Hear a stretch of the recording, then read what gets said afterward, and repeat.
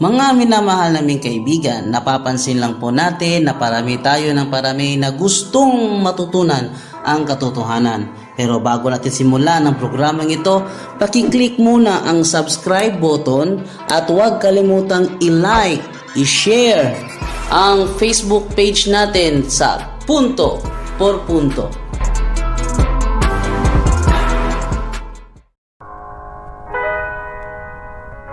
Nagdadalawang isip ka na ba sa iyong pananampalataya? Nalilito ka na rin ba sa pananampalatayang Katoliko? Huwag kang mag-alala sapagkat nandito na ang ating programang Punto por Punto. Ang programang ito ay sadyang inihanda namin para sa inyo upang masagot ang mga batikos sa pananampalatayang Katoliko. Punto por Punto.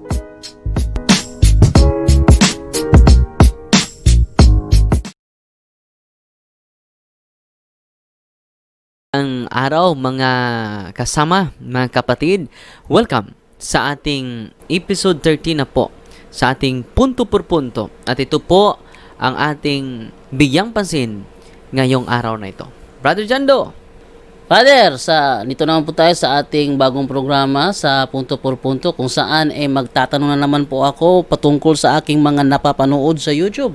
Dahil marami po sa ating mga kaibayos pananampalataya ang tumututol na si San Pedro po ang batong tinutukoy sa Mateo 16:18, sapagkat ayon po sa kanila ay si San Pedro daw ay hindi nababagay na tawaging bato dahil siya raw ay mahina at madaling matukso ng demonyo.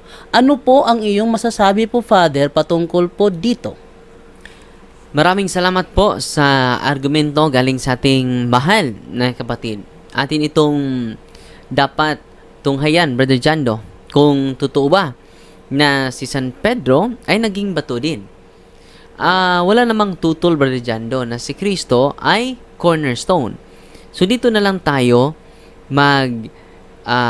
focus kung si Pedro po ba ay tinutukoy dito sa Mateo 16:18 ay bato or rock. Unang-una, Brother Jando, merong hula kasi na ang Diyos sa makapangyarihan sa lahat ay pupunta sa atin at magtayo ng kaharian. Atin mo nang babasahin, Brother Jando, ang Daniel 2:44.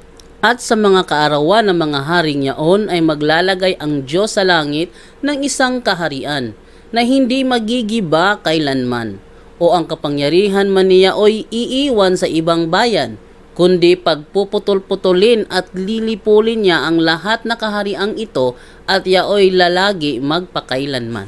So itong kaharian na ito na tinutukoy ni Propeta Daniel ay patungkol ito sa simbahan o sa iglesia na itatatag pa ng ating Panginoon. At ang iglesia pala, Brother Jando, ay tinatawag din na bahay, Brother Jando. Kung ating babasahin ang 1 Timoteo 3:15, Brother Jando, ating babasahin muna.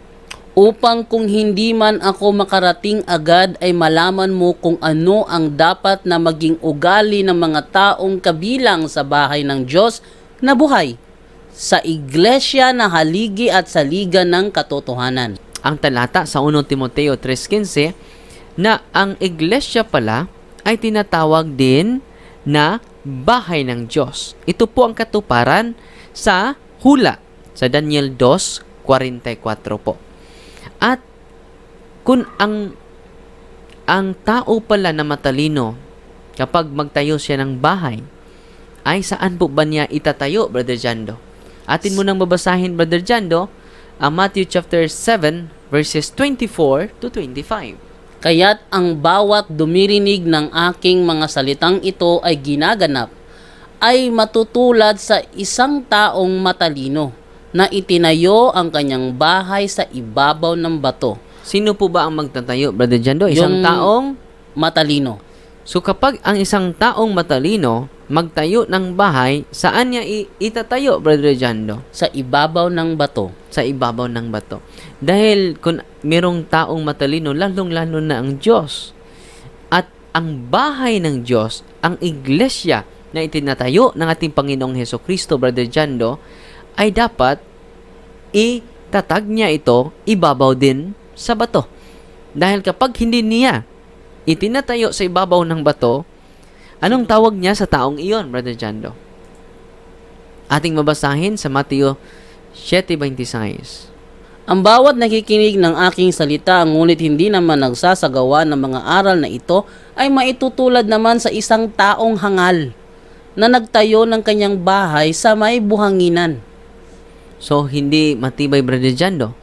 Yung taong ito ay tinatawag nga hangal o mangmang. Opo. Ang ating Panginoon ay higit pa sa mga matalinong tao. Kaya nga, ang pangalan ni Pedro, Brother Jando, galing sa Simon. Simon Baronas po. At pinalitan niya, Brother Jando, ano po ba ang pinalit ni Kristo sa pangalan ni Simon? Ating Pedro po. babasahin, Brother Jando. Then he took Simon to Jesus. Jesus looked at him and said, "Your name is Simon, son of John, but you will be called Cephas." This is the same as Peter and means a rock. So, klarong-klaro, Brother Jando, sa binasa mo, binago ng ating Panginoong Hesukristo ang pangalan ni Simon to Kepha. So, ang original Aramaic term sa Peter is Kepha. Anong kahulugan sa Kepha, Brother Jando? Bato. Bato, a rock.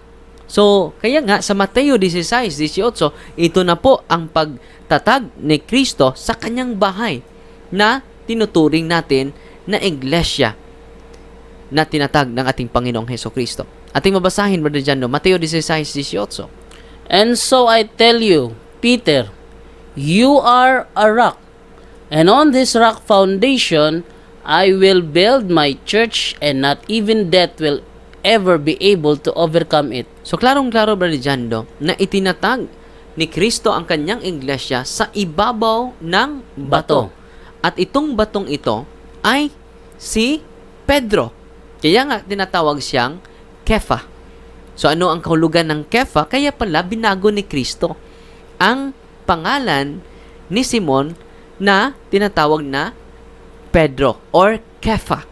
Ang Aramaic term dyan, yan po ang Aramaic term sa Peter o Pedro na ang nangahulugan po na bato, rock, Kepha. Atin muna babasahin, Brother Jando, ang original na Aramaic translation sa Mateo 16:18, Brother Jando. Ito po ang sinasabi sa Aramaic New Testament. Ap ena emarnalak datu kepa, walhadi kepa ibnilede. So, dalawang kepa po, Father. So, Kepha means rock. Rock. So, klarong-klaro mga kaibigan, si Kristo po ang nagbago niyan. So, merong plano si Kristo dahil ang taong matalino magtatag sa kanyang bahay, ibabaw po sa bato. Bato. Kaya nga, ang prophecy sa Daniel 2:44 natupad sa Mateo 16:18 na siya po ang Panginoong tinutukoy sa Daniel 2:44 na hindi po magigiba ang kanyang kaharian na tumutukoy sa iglesia na tatag niya. At itong iglesia na ito ay tinatawag na bahay.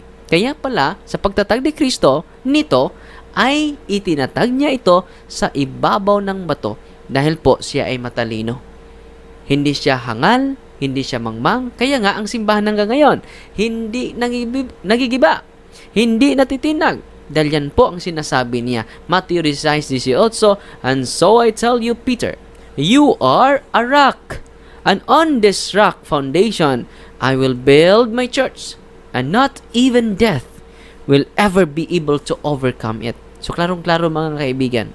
At sabi niya, Brother Jando, yung pangalawang punto sa katanungan niya, na si Pedro ay mahina. Opo. Si Pedro ay weak. Hindi dapat maging rock. Si Kristo na po ang nagtatawag na siya ay Kepha. Sino po ba ang aming pakinggan? Ikaw o si Kristo? Meron tayong litra por litra na mabasa na sa Biblia.